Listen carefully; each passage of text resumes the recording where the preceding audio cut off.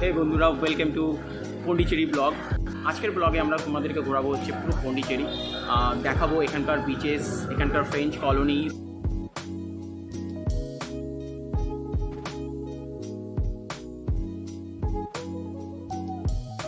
তো সকালবেলা উঠে প্রথমে আমরা ফ্রেঞ্চ কলোনিকে পুরো ভালোভাবে ঘুরেছিলাম। এখানকার ফ্রেঞ্চ আর্কিটেকচার, ক্যাফেজ সমস্ত রকম ট্যুরিস্টকে অ্যাট্রাক্ট করে। এটা দেখে বুঝতেই পারছেন এখানে কী লেভেলের ক্রেজ আছে লোকেদের ফটো তোলার, এবং সবার জন্য এটা আইডিয়াল জায়গা ফটো তোলার জন্য।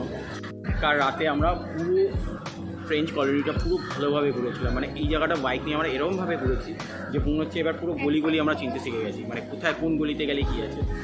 রাত 12টা অবধি আমরা পুরো রক বিচের মধ্যে ছিলাম। এই জায়গাটা পুরো টোটালি ঘুরছি, এবং সব ফরেনাররা আছে, পুরো ফরেন ফিল হচ্ছে এখানে থেকে। আরেকটা জিনিস এখানে সবথেকে ভালো লাগলো যে বিচেস এরিয়ায়, যে রক বিচটা আছে, বিচেস এরিয়ায় কোনো রকম খাবার বিক্রি করা অ্যালাউ নেই। বিচেসের পরে খাবার বিক্রি করা যায়, কোনো রকম দোকানপত্র নেই, চা ঘুগনি ফুচকা এইসব কোনো দোকান অ্যালাউ করেনি, পুরো টোটাল বিচের এরিয়ায়।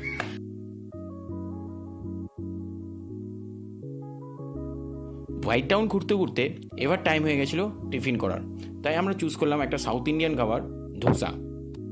আর আমরা সকলেই জানি যে সাউথ ইন্ডিয়ায় ইডলি ধোসা খুব টেস্টি হয়। তো ব্রেকফাস্ট করার পর এবার আমরা যাচ্ছি হচ্ছে Eden beach.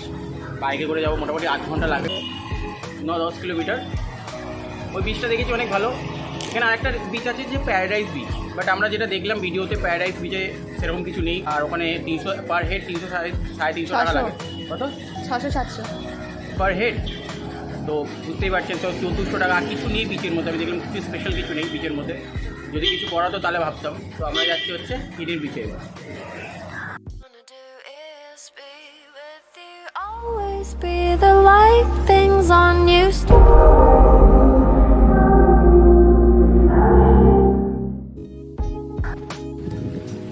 15 minutes, only 15 minutes আমরা ড্রাইভ করেছি আমাদের স্কুটি। অ্যান্ড 15 মিনিটস ড্রাইভ করার পর আমরা পৌঁছে গেছি হচ্ছে ইডেন বিচে।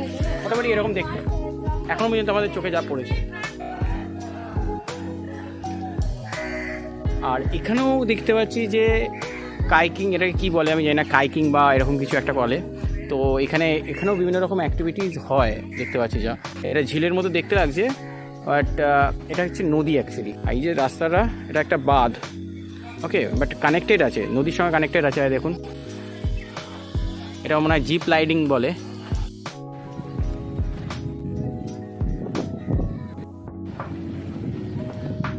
এটাই হচ্ছে ইডেন বিচ। খুব সুন্দর বিচটা লাগলো আমাদের। প্যারাডাইস বিচের থেকে আমাদের মনে হয় এই বিচটাই বেটার। ওই সাইডটা পুরো তাল গাছ, ডাব গাছে ভর্তি বাগান একটা। অ্যান্ড ঠিক বিচের সামনেটা এরকম একটা view.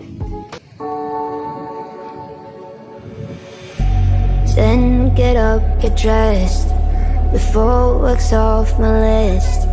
What's left to do? Just guess. It's you, my favorite, but I wanna taste you and feel you shake, raising an earthquake. Can't push the brakes when I rush. খুব বড় বিচটা, খুব maintenance করে চলছে এটা দেখলাম। তবে এখানে বসার জন্য একটা লিমিটেড জায়গা আছে।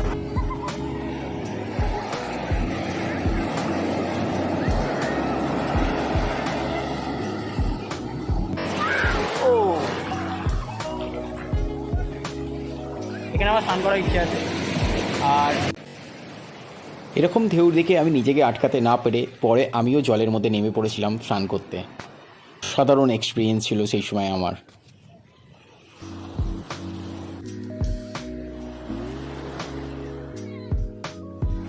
তবে পুরীর বিচের মতো যদি একটু ডাব ফাব বিক্রি হতো ভালো লাগতো। বালি প্রচণ্ড গরম বালি। এখান থেকে আমাদের প্ল্যান হচ্ছে যে ম্যাংগ্রোভ ফরেস্ট একটা জায়গা আছে বিচ, তো ওখানে কি হয়, ওখানে বোট ভাড়া করে আমরা ম্যাংগ্রোভ ফরেস্টের ভেতরে যেতে পারি, ট্যুর করা একটা। তো ওখানে যাওয়ার প্ল্যান চলছে, বাট আমি এখন বলেছি আমি 1 ঘন্টা এখানে থাকবো, স্নান করবো, একটু ফিল নেবো বিচটার, তারপরে আমি যাব। তো এখানে অনেকটা টাইম কাটিয়ে এবং রেস্ট নিয়ে আমরা বেরিয়ে পড়লাম হচ্ছে ম্যাংগ্রোভ ফরেস্টের দিকে। বাইকে করে মাত্র 10 মিনিটই লেগেছিল আমাদের সেই বিচ থেকে এখানে আসতে। ফরেস্ট আমাদের নিয়েই যাচ্ছে পন্ডিচেরি ফিশিং হারবার, আর একটা হচ্ছে রিভার মাউন্ট। ওরা বোর্ডিং করে দেয় এবং করে ঘুরিয়ে দেবে। কাইকিংয়ে বেশি মজা লাগবে আমার মনে হয়। তো আমরা কাইকিং করব আর বোটিং করবো না, বিকজ বোটিং নর্মাল হয়ে যাবে। কাইকিংয়ে একটু মজা লাগবে যে আমরা বোটের মধ্যে বসে নিজেরা বোটটাকে চালাবো, তো ওটা একটুখানি ভালো লাগবে। আর ম্যাংগ্রোভ ফরেস্টের মধ্যে দিয়ে যাবো, তো ওটা একটু আলাদা এক্সপিরিয়েন্স লাগবে। তাই জন্য আমরা কাইকিংটাকে সিলেক্ট করলাম। কাইকিংয়ের জন্য 450 হচ্ছে পার হেড, মানে 900 টাকা নিল আমাদের দুজনে। আর যদি বোটিং করতাম তো বোটিং হচ্ছে 550, বাট ওখানে 4টে প্লেস দেখাবে, বাট আমাদের অতটা আদার্স প্লেস দেখার কোনো ইন্টারেস্ট নেই। ফিশিং এরকম কিছু দেখাবে, তো হারবার যেখান থেকে মাছ ধরবে, যেখানে কালকেই গেছিলাম আমরা, তো দরকার নেই। স্টোর রুমে আমাদের ব্যাগগুলো রেখে দিলাম, এটা হচ্ছে স্টোর রুম। বাট আমাদের কাইকিংয়ের বোট রেডি। ভালো দেখে জ্যাকেট নাও। আমরা রিকোয়েস্ট করলাম যে নতুন কোনো জ্যাকেট দিন, কেন পুরোনো জ্যাকেটগুলোতে স্মেলিং হচ্ছিলো আর নোংরাও হয়ে গেছিলো। তো আমরা বললাম কেননা নতুন জ্যাকেট দেওয়া যাক, ওরা নতুন জ্যাকেট দিচ্ছে।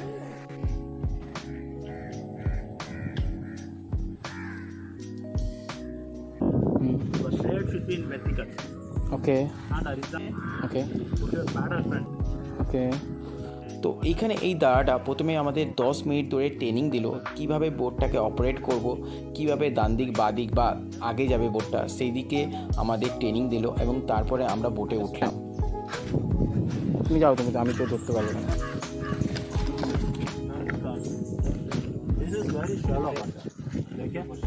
3-4 feet water only. ওকে আচ্ছা Panic. ওকে। এই হয় না বলছে জাস্ট 2-3 ফিট, মানে এতটা জল হবে। No, do not stand.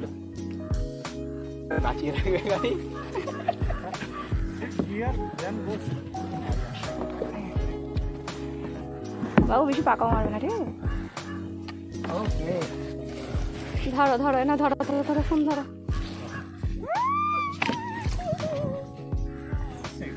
That is front side. Back to front. Back. Left hand. That is front to back. Back to front like this. Okay Left hand. Only left hand. Only left hand.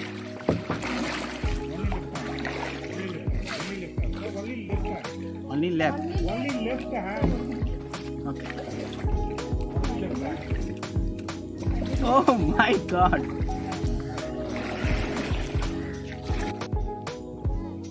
তবে 10 minute oral training নিয়ে প্রথম চালাতে একটু অসুবিধা হয়েছিল ঠিকই, কিন্তু তারপরে আস্তে আস্তে অ্যাডজাস্ট হয়ে যায়, বুঝতে পেরে যাই কীভাবে বোটটা আগে বা পেছনে যাবে বা কীভাবে রাইট বা লেফট নিচ্ছে।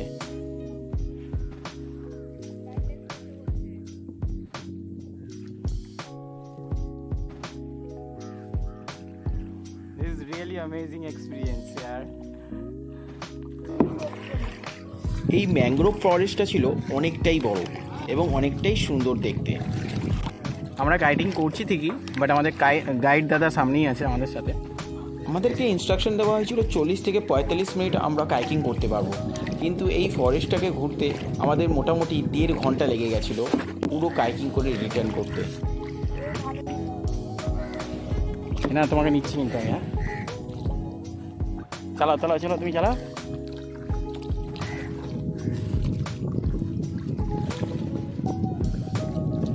দারুণ মজা হচ্ছে কিন্তু, মানে আমরা এক্সপেক্ট করিনি যে আমরা পন্ডিচেরিতে এসে এটা করবো প্র্যাকটিক্যালি। আমরা বিফোর হাফ অ্যান আওয়ার্স আমরা ডিসকাস করছিলাম এবং ডিসাইড করেছিলাম যে মানে অ্যাকচুয়ালি একটা সাজেশন এসেছিলো তো আমাদের কাছে, তো আমরা দেখার পর আমরা বললাম কেননা এখানে যাওয়া যাক। এটা সত্যি আলাদা এক্সপিরিয়েন্স, ফার্স্ট টাইম আমরা এরকম করছি, তো আমাদের জন্য তো অবভিয়াসলি বেটার লাগছেই আর দারুণ লাগছে। হ্যাঁ না তোমার? দারুণ ভয় পাচ্ছি দুটাই করতে।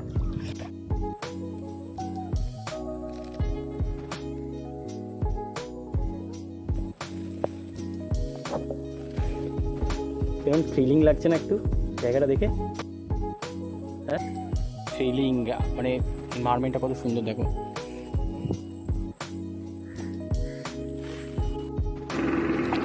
ও বাদিক মারো।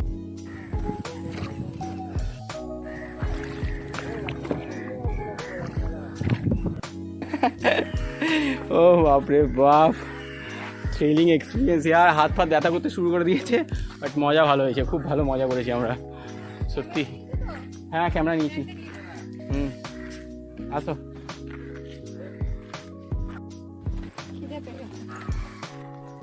খাবো তো, থাকারও ব্যবস্থা আছে নাকি এই রুমগুলো কিসে? বাঙালি হিসাবে সাউথ ইন্ডিয়া ট্রিপের আমাদের সবথেকে বড় চ্যালেঞ্জ ছিল খাওয়া দাওয়া নিয়ে। তবে গুগল ম্যাপকে ইউজ করে আমরা ঠিকই বাঙালি বা নর্থ ইন্ডিয়ান রেস্টুরেন্ট খুঁজে বার করে নিতাম।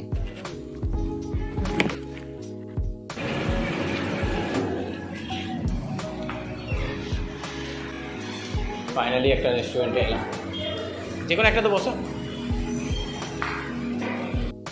ডাল ভাত চিকেন ফুলকপির পকোড়া, আহা আর কি চাই সাউথ ইন্ডিয়া এসে।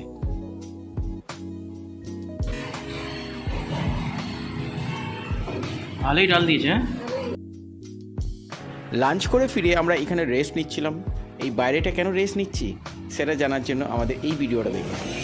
বাস আমাদের টাইম আউট হয়ে গেছে এখানে থেকে, বাট তাও আমরা লাগেজ রেখে আমরা যাবো। হ্যাঁ আমি বললাম তো ওই জায়গাটা সব থেকে বেস্ট জায়গা। তো আমাদের টাইম আউট 11টার সময় চেক আউট হয়ে গেছে, বাট আমরা এখন যাবো ইডেন বিচ। রাত্রি 10টার সময় বাস আছে আমাদের, তো ততক্ষণ কী করবো, একটা রুম নেবো, তো এক্সট্রা কস্ট অনেক বেশি কস্ট হয়ে যাবে। তো আমরা ডিসাইড করলাম লাগেজটা এখানে রেখে দেবো। ওকে, লাগেজ এখানে রেখে আমরা ঘুরে ফিরে আসবো ইডেন বিচে। তখন আমাদের বাথরুম বা একটু রেস্ট নেওয়ার জায়গা হবে, তো এই রেস্ট নেওয়ার জায়গা আছে অ্যান্ড বাথরুম ওরা দিয়ে দেবে আমাদেরকে। ওকে, তো বাস আবার কি আছে, তারপরে তো একটু আধ ঘন্টা 1 ঘন্টা রেস্ট নিয়ে আবার বেরিয়ে পড়বো আমরা। তো ওইটুকুর জন্য আমি কেনই আলাদা রুম নিতে যাবো। গেস্ট হাউসের এই সুবিধাগুলো আছে, যদি প্রফেশনাল হোটেল হতো তাহলে কিন্তু এই সুবিধা দিত না আমাদেরকে। তো এখন অলমোস্ট 7টা বাজে আর আমাদের 10টার সময় বাস আছে, তো আমরা এখানে রেস্ট নিচ্ছি। আর এরপরে যাবো আমরা একটুখানি আউটসাইডটা মানে রক বিচটা ঘুরতে। রক বিচে কিছুক্ষণ টাইম স্পেন্ড করবো। যদি পন্ডিচেরির আমাদের এই ব্লগ যদি ভালো লেগে থাকে তো প্লিজ লাইক শেয়ার সাবস্ক্রাইব করবে। আর যদি কোনো রকম ইনফরমেশনের দরকার পড়ে, যে পন্ডিচেরি রিলেটেড কোনো রকম ইনফরমেশন, তো প্লিজ কমেন্ট করবেন, আমি ওই কমেন্টে রিপ্লাই দেওয়ার চেষ্টা করবো।